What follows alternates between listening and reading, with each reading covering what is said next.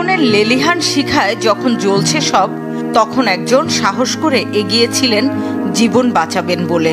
তিনি মাইলস্টোনের শিক্ষক ও সমন্বয়ক মাহেরিন চৌধুরী। বিদ্যালয়ে প্রশিক্ষণ বিমান আছড়ে পড়লেও সৌভাগ্যক্রমে সুস্থই ছিলেন মাহেরিন। কিন্তু চোখের মণিতে তখন দাউ দাউ আগুন, কানে সন্তান সম শিক্ষার্থীদের আর্তচিৎকার। তখন মনের কোণে কেবলই বাঁচাবার তাড়না তাকে ফিরিয়ে নেয় আগুনের জ্বলন্ত বিভীষিকায়। একে একে বের করে আনেন কতজনকে।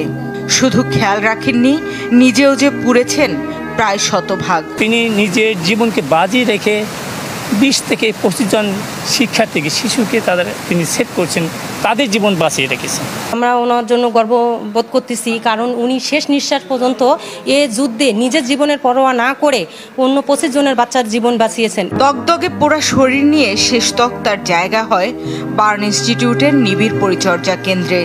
সেখানেই শেষ হয় জীবনের আনুষ্ঠানিকতা। সে বলল যে আমার বাচ্চাগুলোরে বাঁচাইতে হবে, আমারও যেরকম 2টা বাচ্চা আছে, এই বাচ্চাগুলো আমার বাচ্চা। সে বাচ্চাগুলো বাঁচানোর চেষ্টা করছে ভাই। ওই সেকেন্ড টাইম এক্সপ্লোশনের মধ্যে মেবি পড়ে গেছে। সে পুরোপুরিটা ওইভাবে বলতে চাইতে গিয়েও পারে নাই, তার ফিজিক্যাল কন্ডিশন ওইরকম ছিল না। সে বলল যে বলল যে আমি হয়তো বাঁচবো না, তোমার সাথে আমার এই সাইজ দেখা, তুই আমাকে ক্ষমা করে দিও।